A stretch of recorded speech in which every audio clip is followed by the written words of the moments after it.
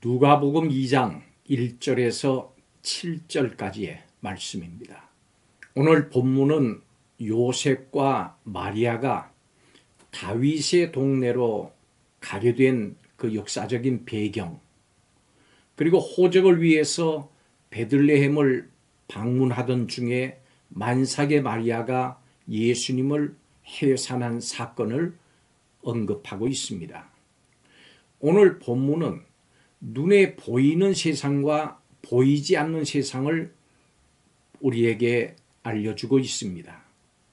세상은 보이는 세상과 보이지 않는 세상으로 이루어집니다. 사람들은 눈에 보이는 세상이 전부인 것처럼 그렇게 살아갑니다. 그러나 하나님의 백성은 눈에 보이지 않는 세상이 있음을 알고 살아갑니다.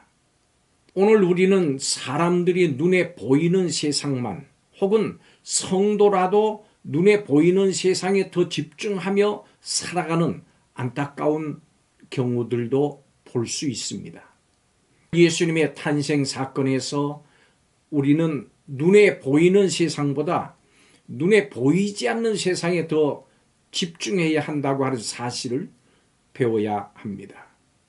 눈에 보이는 세상이 있습니다. 우리는 눈에 보이는 세상에 삽니다. 예수님이 태어나실 당시 이 세상은 로마 황제가 지배하고 있었습니다. 가이사 아구스토는 로마의 제정시대를 연 황제로 강력한 권세를 행사했습니다. 그래서 그는 말 한마디로 천하를 움직일 수 있었습니다. 요셉도 이 황제의 절대적인 명령 때문에 임신 중인 마리아를 데리고 베들레헴까지 긴 여행을 했습니다. 그리고 우려했던 대로 베들레헴에 도착한 후에 해산의 기미를 보여서 그곳에서 아이를 낳아야 했습니다. 설상가상으로 여관에 있을 곳이 없어서 아기를 구유에 뉘어야 했습니다. 사람들은 호적을 위해서 각각 조상의 고향으로 갔습니다. 갈릴리 나사렛에 살던 요셉은 다윗 가문의 자손이었기 때문에 다윗의 동네 베들레헴으로 갔습니다. 오늘 본문에서 절대적인 권세를 휘두른 로마 황제와 머물 곳이 없어서 구유에 계실 수밖에 없었던 아기 예수님의 모습이 뚜렷하게 대비됩니다. 눈에 보이는 세상에서는 예수님도 황제의 명령에 따라 이리저리 움직일 수밖에 없는 연약한 모습으로 비춰집니다. 또한 구세주 예수님이 세상에 태어나시는 상황인데도 세상은 아무런 변화도 보이지 않습니다. 목자들은 여느 날과 마찬가지로 밤에 양떼를 지키고 있었고, 다른 사람들도 역시 각자의 자리에서 일상적인 생활을 하고 있었습니다.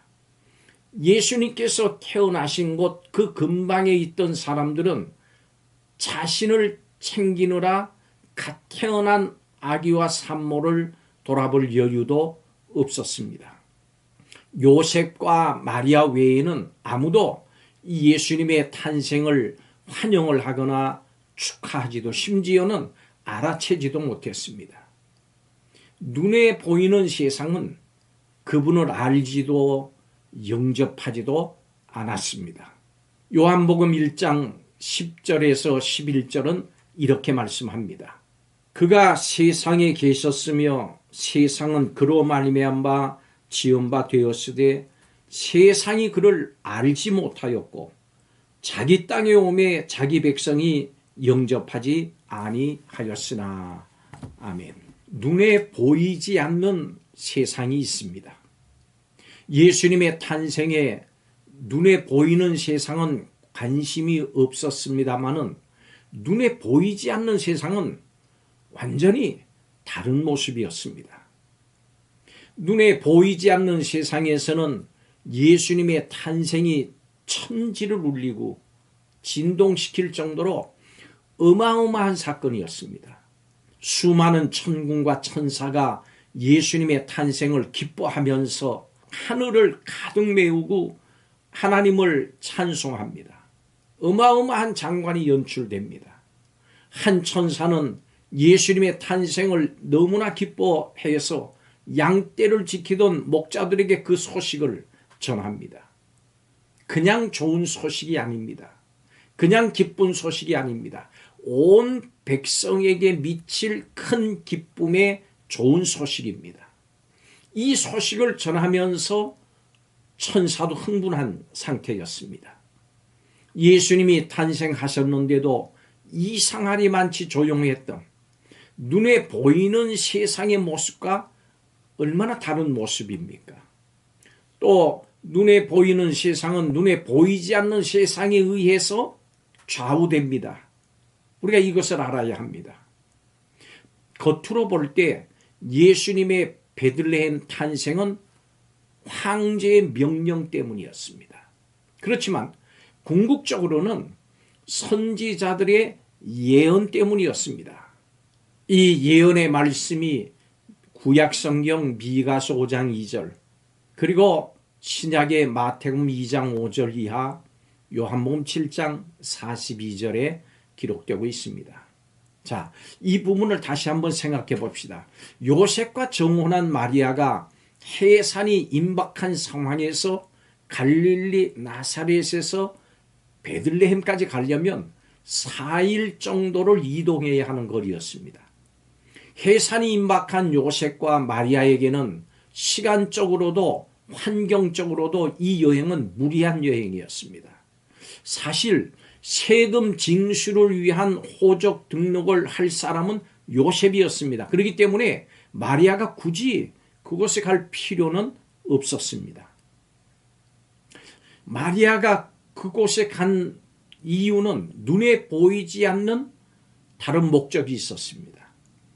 이는 태어날 아기 예수님이 다윗의 왕위를 계승할 것이라고 하는 가브리엘이 전해준 예언, 그 탄생지가 바로 베들레헴일 것이라고 하는 예언, 이 말씀들을 이루기 위한 하나님의 인도하심이었습니다. 이것이 바로 마리아가 요셉과 베들레헴까지 동행한 진짜 이유입니다. 하나님 말씀의 예언의 성취를 위해서 하나님은 로마 황제의 생각을 움직이고 호적을 하게 하심으로 마리아가 해산할 시점에 베들레헴에 있게 하신 것입니다. 그러므로 이 세상은 권세를 행사하는 자들이 아니고 궁극적으로는 보이지 않는 하나님에 의해서 움직이고 있다고 하는 진리를 깨닫습니다. 세상을 쥐락펴락하는 것처럼 보이는 이 세상의 권세들도 사실은 보이지 않는 세상의 관점에서 보면 하나님의 손 안에서 움직이는 것일 뿐입니다. 여러분, 눈에 보이는 세상이 전부가 아닙니다. 진짜 중요한 것은 그 배후에 있는 눈에 보이지 않는 세상입니다. 그래서 우리에게는 육신의 눈뿐만이 아니라 믿음의 눈이 필요합니다. 여러분, 믿음의 눈으로 세상을 보십시오. 믿음의 눈으로 인생을 보십시오. 믿음의 눈으로 각자의 삶을 돌아보십시오. 믿음의 눈으로 가정과 가족과 이웃과 일터를 보십시오. 오늘 모든 것을 믿음의 눈으로 다시 한번 살펴보시기를 주의 이름으로 축복합니다. 기도하겠습니다. 주님, 만왕의 왕 되신 주님이 모든 것을 주관하시고 통치하시고 계심을 믿습니다. 사람의 계획과 보이는 모든 상황을 사용하셔서 보이지 않는 하나님의 말씀을 이루시는 하나님의 계획을 믿음의 눈으로 바라보게 하여 주옵소서. 믿음의 눈으로 세상을 보게 하여 주옵소서. 그리고 순종하며 찬양하는 모두가 되게 하여 주옵소서. 예수님의 이름으로 기도하옵나이다. 아멘.